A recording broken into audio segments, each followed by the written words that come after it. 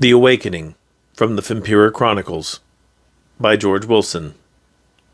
Chapter 15. The Journey West. As soon as only the faintest rays of the sun shone over the horizon, Zechariah led David out of the levicart hold in Korebdim's Rostem safe house, both in day travel cloaks, with Zechariah pulling the covered cart behind them. They were to meet up with Tiberius, Vladimir, and the two other Rostem on the edge of town before flying to the Erufdium Plateau as fast as possible. Zechariah walked very quickly through town, but unlike the struggle David had in Aram the night before, he now had no trouble keeping up with the old Fempiror. Even since yesterday, he had become stronger, since walking at this speed through Aram had been difficult for him, and before his change, this speed would have been nearly impossible for him to maintain. Since Zechariah remained silent on their walk, David's mind wandered to the day before, when he had learned that he could never give Beth what she really wanted anymore, and that he would have to say goodbye. He wondered how he would do it, since Zechariah would not willingly allow David to go home at this time. He continued to insist it was too dangerous for him.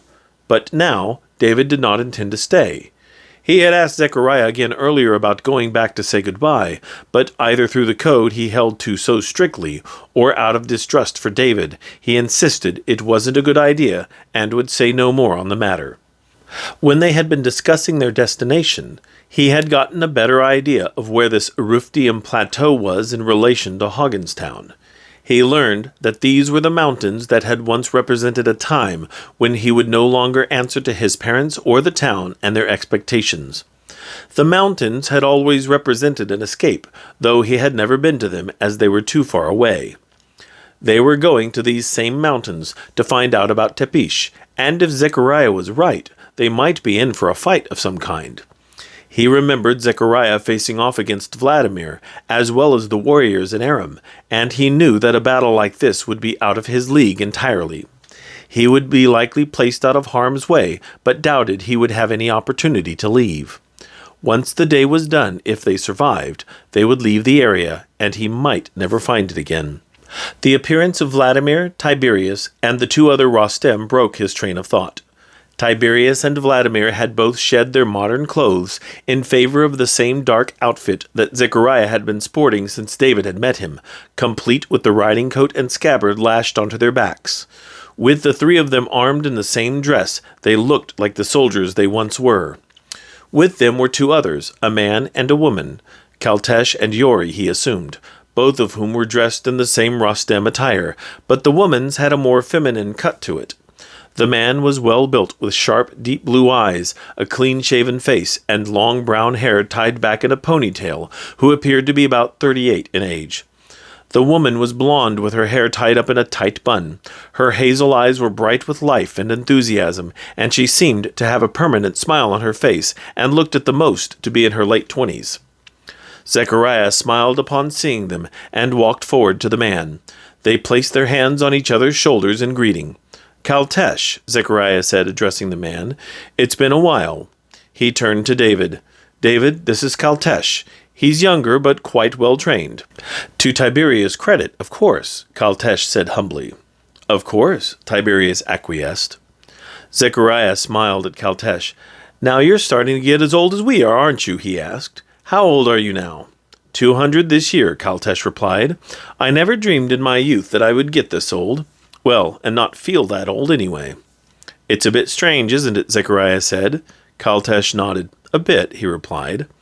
Zechariah walked over to the woman, and as with Kaltesh, they placed their hands on each other's shoulders. He smiled as he looked into her eyes. "And this is Yori," he said, not taking his eyes from her face. "She's young, and yet she's managed to hold her own against me before. She also happens to be an excellent tracker." "Which is a prime reason we chose her," Vladimir said without humor. "Never go underground without someone to get you out." "I have yet to be lost anywhere," Yori said reassuringly, "and don't think they haven't tried." "How old are you?" David asked her. Yori raised an eyebrow. "A lady does not discuss her age," Yori said, "but in my case I don't honestly care. She thought quickly, counting subconsciously on her fingers while she stared at the sky. 93. David looked at them all for a moment as they stared back at him. He knew Zechariah said he was a little over 400, and now he knew one that was 200, and another nearly 100. But the younger the age, the younger the appearance.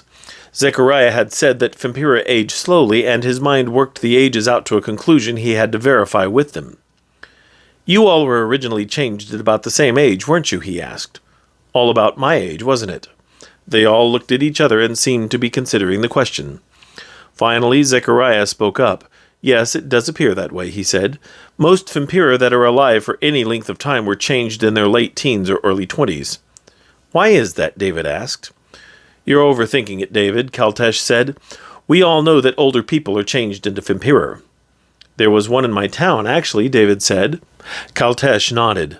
"Well, first, younger people tend to be out at night more so than older people," he said. "Second, younger people can adapt to radical life changes such as this better than older people. The older you are, the more set in your ways you get. I've been a Fempiror now for 180 years, and I can't imagine being anything else anymore. Tiberius there is probably completely hopeless." Tiberius smiled. "Indeed, when death takes me, a Fempiror shall I be. I neither desire nor could I comprehend any other life." "I just can't see you asking for help to lift something," Zechariah added.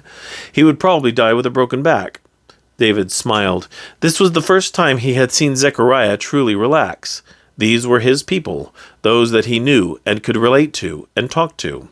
These people were to him as Abraham and Beth were to David.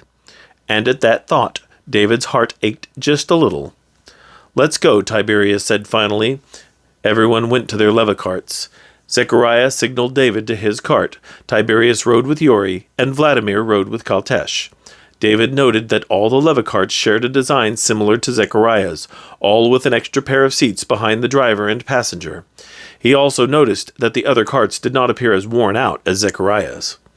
"Why are we riding two to a cart?" David asked. "Nothing too complicated, David," Zechariah said nonchalantly. "We usually travel in pairs, so we can't be cornered too easily. If we rode 4 to a cart, the Tepish could pick off that one cart, and we'd lose half of us just like that." David nodded. It was defensive. He should have known. With the sun below the horizon, the 3 levacarts were free to blast across the open country. The night passed without incident, and Zechariah made minor course corrections as he led the small caravan towards the part of the country he had called home for the last 25 years. When Zechariah had last traveled this path going the other direction, Zechariah had given him a history lesson, but now he simply watched the dark country pass by. Only the occasional firelit villages far distant to them gave him any indication that they were traveling at all. He turned to Zechariah. "What is the Rostem Code?" he asked. "You've mentioned it several times, but only in pieces. Is there more to it?" "Not much more than I've said already," Zechariah said. "There is an order to it, however, which I haven't covered yet. Knowing the priorities might help you to make sense of it, if you're ready for that." David shrugged. "I don't know," he said. "I'm ready to listen." Zechariah nodded. "It's a good start," he said, and took a deep breath. The code has 4 basic parts, each leading to the next. The first is to prevent the willing transmutation of humans. Second, if willing transmutation occurs, the transmutator will be put to death, and the new Fempiror trained as a Rostem to uphold the code. Third, if the new Fempiror cannot, and he emphasized the next words especially David believed, for David's benefit, or will not be trained, then they will be put to service in the Fempiror world, so they cannot harm any human unintentionally. Finally, and this is what is applying to you more than any other, under no circumstances should a new Fempiror be permitted to return to the human world until properly trained and conditioned. These elements put into writing what those of us on the original council were doing and practicing already once we learned enough to know what the Tepish were doing and what dangers we faced both from humans and from each other. Any true Rostem can be identified by a near religious dedication to the code. David nodded. That fit what Zechariah had done and insisted upon the entire time. He had killed Rufus under the second part. He had warned David against changing Beth under the first, and he had held David against his will under the fourth. "I never said I wasn't willing to be trained," David pointed out. I was hopeful in Aram when you went after Tiberius, but since then you haven't shown any interest at all. You haven't touched the sword we acquired. Is our flight from Aram still bothering you?" David shrugged. "With Tiberius, it was just sticks in a room, but you were up against real people. I just can't see myself that way right now. I can't. It's still too much." "That's a fair answer," Zechariah replied. They drove in silence again, and David turned Zechariah's words over in his head. Zechariah had said that the original council put this code into place years ago, and he recalled that Zechariah was once part of the council until he was removed. "What happened with you and the council?" David asked. "You haven't figured that out already," Zechariah replied. David nodded. "I know you were kicked off because you took an army to somewhere and found nothing," David said. "I can assume that you were told not to, and I can guess it happened before, and you were probably warned about it." Zechariah nodded. "You're smarter than you've been acting," he said. "The first council consisted of Korean, Jatarua, Gitish, and me, along with 3 others who have been replaced since then because they died one way or another, including the original council head, Parashna. Parashna died a little over 100 years ago in what was only explained as a building accident. The council gave me full authority to investigate, as there was some evidence of possible Tepish involvement. Nothing else ever came to light, and it remained only an accident. Korean succeeded Parashna as council head at the time." "You didn't want it?" David asked. "No, I didn't," Zechariah replied with a chuckle. "I told Korean he was welcome to it. Some years later, we started hearing rumors of activity far west of Aram, and several people showed up in Aram who had been changed. I immediately considered the Tepish, but Korean didn't seem so concerned. Then in 1750, one of our scouts at the time came to us with a recently transmutated Fempiror, who spoke of a large force he had escaped from in the same area the previous reports had come out of. I immediately petitioned the rest of the council to move what force we had to that area to investigate. They initially denied my request, but persistent as I was, I got my way, and we investigated." Zechariah closed his eyes and shook his head. "Nothing," he sighed. "The entire area was clean. We found absolutely nothing of any kind anywhere. There was some evidence of habitation here and there, but nothing conclusive. I wanted to take it further, but they denied me since everyone was so far from home anyway. That's when I was removed from the council. I was obsessed and wanted to stay out west. They felt if I wanted to be away from Aram so much, then the council should find someone more interested in the affairs of its people. I felt that pursuing the Tepish was more important than my position on the council, so I relinquished my position. I moved out to where I live now west of Hoggenstown to continue looking. 10 years later I found several Tepish moving together across the fields, but they put up such a fight only one survived, which was not sufficient to convince the council of anything. Trouble was that the talk of the Tepish had made the people worried, and they wanted reassurances that they were safe. The council assured them they were fine, and no reason to believe they wouldn't be. The Tepish are only interested in changing humanity. Existing Fempiror are perfectly safe. All the same, that's when the council outlawed the use of the term Tepish. When I left the council, Vierna wasn't on it, though. He must have replaced Issachar sometime after my visit in 1760. Issachar was a good man, and no doubt he was as dangerous as they perceived me to be. I had heard that something had happened to him, but never got any real information. I noticed this when we were there, but it slipped my mind until now. I must remember to ask Vladimir if we get a free moment. Perhaps when all this is over." David waited for a long moment until he realized Zechariah had finished his story. It did cover some questions for him in that he understood why Zechariah perceived the council to be corrupted. He was doing his job as a Rostem in trying to prevent the transmutation of humanity, and the rest of the council did not see this as important as he did. But surely they were Rostem as he was. Then again, that was also a long time ago, and people do change. David looked out across the darkened fields for a while as the silence overwhelmed him. Then he noticed some trees in the distance that he knew. His eyes were well adjusted to the night, and the moon still shone brightly enough to let him know that he would soon see Hoggenstown. He watched closely as little dark shapes came into view. He needed no guide here. This had been his only home until a few days ago. To him, the levicart passed by in slow motion, as he made out every detail that he could see from the distance. Even as far away as they were, he could just glimpse the statue of Gerald Hoggins through the brief opening on the south end of town. It tugged at his heart, and a tear forced its way out and dropped down his face. He looked over to find Zechariah looking at him. He was uncertain about the expression on Zechariah's face, however.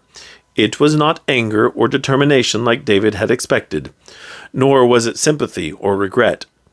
It was as if Zechariah saw in David the memory of a long, long time ago, when he had perhaps looked upon a little town, and wanted more than anything to go back for only a moment to say goodbye. David looked away from Zechariah and back to the town now fading away behind them. He needed to remember the path from here on, just in case he had the chance to slip away. They continued west for some distance more until they approached a sheer rock face that rose straight up for at least 100 feet. The sun was starting to rise behind them, and Zechariah slowed to study the landscape. Suddenly he veered to one side, and David saw that they were headed for a small cave opening in the side of the rock. He stopped the levicart as far into the cave as possible. The cave went straight into the mountain just far enough that the rear wall was shadowed from the sunlight. There were no turns or other crevices off their short path. The other two carts pulled in beside Zechariah's cart. They all lowered the short support legs, and their carts rested on the ground as they turned them off. Zechariah climbed out of the cart, and David followed his lead.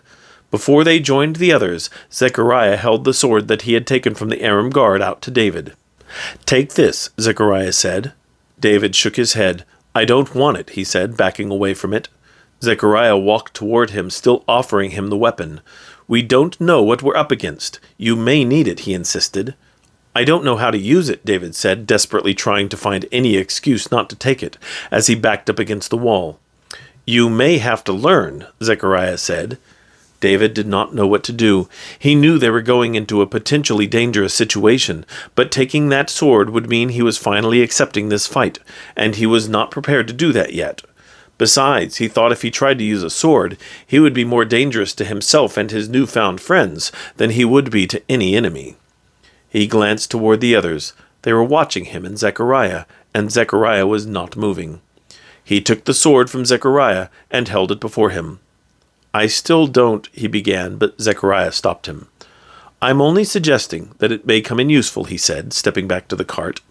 He took out 2 day-travel cloaks, and David noticed the others had already done the same. Zechariah tossed one to David, who caught the cloak in his free hand. Zechariah walked over to the others, putting his cloak on. David walked to the cart, and with a glance to make sure Zechariah had turned away, placed the sword back behind the seat again. He swung the cloak around his shoulders and joined the others as they walked towards the cave opening where the first rays of the sun were starting to peek in. The Eruftium Plateau was littered with openings likely carved deliberately by the Dark West Fempiror, as they like to be called, as diversions to travelers who did not belong in their realm. David had never been here, but he had heard of people from Hogginstown coming out to this area, which he only knew as the Mountain, in order to explore the caves. Some of the caves went a fair distance into the mountain, while others seemed to end after a short walk. His company of 6 walked briskly from hole to hole, checking each dead end and abandoning each cave entirely before going too far in. David asked why they did not explore them further, but as usual, Zechariah and the others were looking for something that David was unaware of. David also found that there was another good reason for not being out during the daytime. Since they had to wear the sunlight-blocking day travel cloaks, the sun was unbearably hot. By the time they had reached the 7th hole, he wanted nothing more than to shed the cloak and be safe in the caves out of the sun. Fortunately, his wish was about to come true. "Aha!" Tiberius exclaimed, pointing out a nearly invisible series of Philetarusque letters on the wall. Yori leaned in closely to them. She looked at Tiberius. "That's FFR, right? What do they mean?" she asked. Tiberius smiled. "Very good, Yori. FFR would be the letters in your tongue," he explained. "It most likely stands for Fempiror Freneloro Rakad, or Fempiror of the Dark West. Just something to tell those who know what to look for where they are, and to keep them hidden from human eyes who wouldn't know any better." David turned to the dead end and looked it over. The rock wall before him appeared to be very flat, almost too flat. If one were not paying attention, he might pass it over as just another dead end, but knowing who was in this place, it looked more like an entrance than a wall. "Stand back," Tiberius warned. "We do not know what measures the Dark West employ." He looked directly at the wall and spoke in Phileturusk. "Nautaka, mingon Fempiror frenelo rakad, casil Tiberius erimero, lumelina kronskjav eski." David looked at Zechariah for a translation, but Zechariah had fixed his gaze on Tiberius and the wall before him. David sighed and hoped that he would at least understand the context until Zechariah could explain later.